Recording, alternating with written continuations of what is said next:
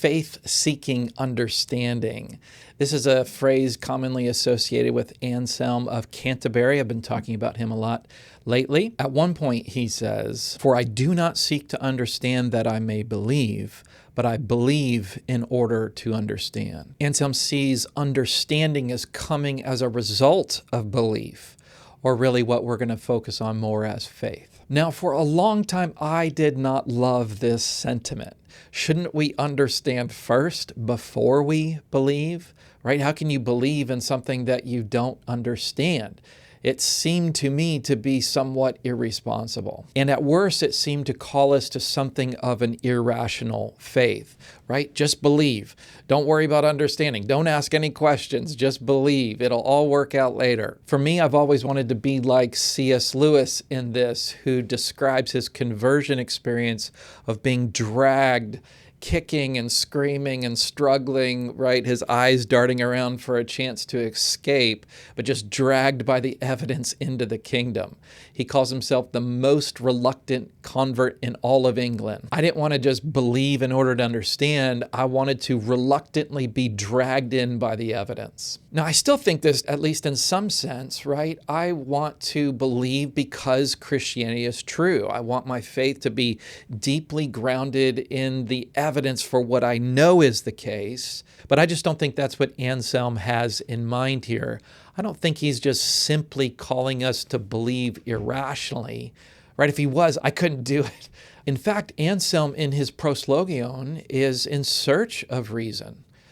He's in search for reason for God. He wants a single argument that would demonstrate the reality of God. So he's not calling us to some irrational faith, but he's also not seeing Christianity as some simple claim about the world that we just have to go out and investigate and figure out if it's true. It's something much, much deeper than that. And I think this little phrase, faith-seeking understanding, can teach us that. And hey, if you like this content, be sure to subscribe. Really trying to build this channel and appreciate any and all support. Now, some beliefs are simple and straightforward, and they have little consequence for our life.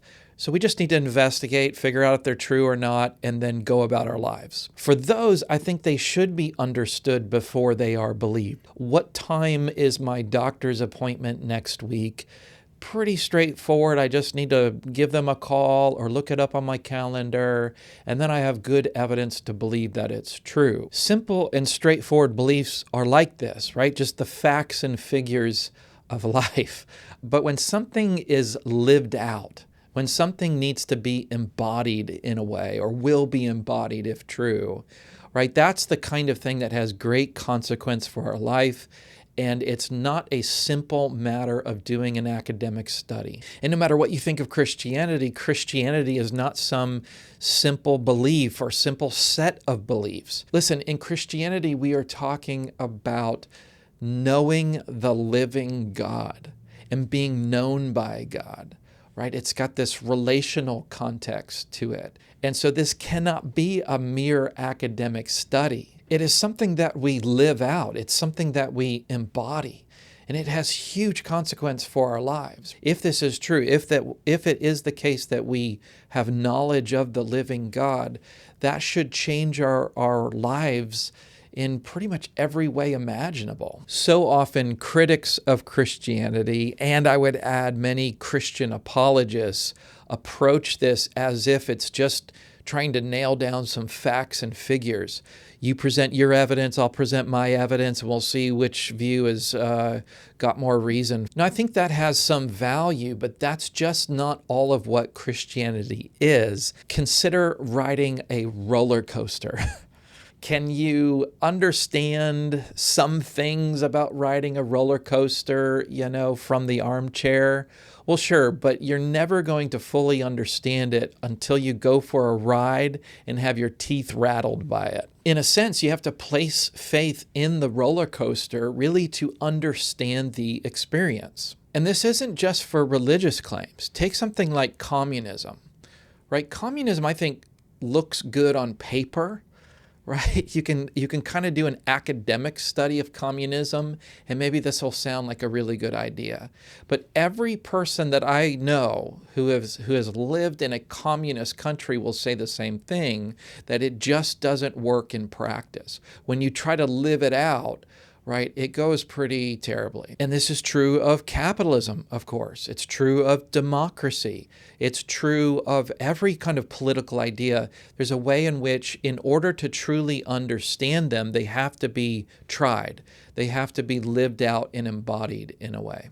But I still don't think we have a good analogy to Christianity. I think Christianity is different from riding a roller coaster, of course, but it's also different from just our political ideas and claims. Again, Christian faith is ultimately about knowing God, right, and being in this personal relationship with the living God, right? It's going to be a unique thing for that reason, but I think we need to think in terms of relational contexts to really understand what it means to have faith-seeking understanding. So let's say there's a person that you like and you're wondering, is this the person for me? Is this my person? You just can't know the answer from mere logic and syllogisms, right? You can have your list of pros and cons and try to decide, is this the person for me? But it's just not going to be an effective way to understand. You're going to have to place faith. And in that, seek understanding, right? You'll have to do life together to some degree to see what you find out about that person. I think that's actually a good analogy, right? We are placing faith. We are believing in this person in order to understand them at a greater depth. And think about this. I've been married to my wife now for almost 22 years. And not to say I've got her all figured out, but my depth of understanding is so much greater than it was, when we were dating. Right? We've done life together, and she's proven herself faithful over and over and over and over again. It's in placing my faith in her for 22 years that I've come to this place of greater understanding. And I think this is what Anselm has in mind as it relates to God. We are going to need to have some reasons to believe. I don't think we're just called in any way to an irrational faith or irrational belief. We're going to have reasons to believe. But once you get those reasons and you begin to place faith, right, you come to a place of greater understanding. So if you refuse to do that, then you will always be at a loss. If you're just trying to do this as an academic study, right, you're going to be at a loss. Like, you won't have full understanding. You will be like the one who's wondering, is this the person for me? And trying to do that as a mere academic study, right? It's just never going to work. We have to take a step. We have to step into it. Again, not blind faith, but just reasonable trust, reasonable faith. And as you do, the surprising result is that God becomes clearer.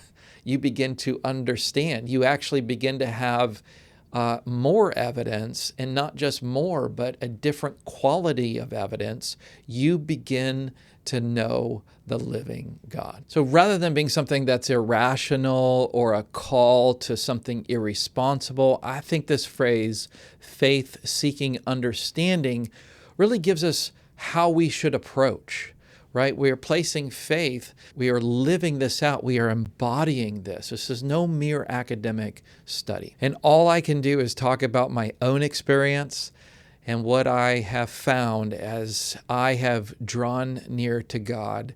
He has, in fact, drawn near to me.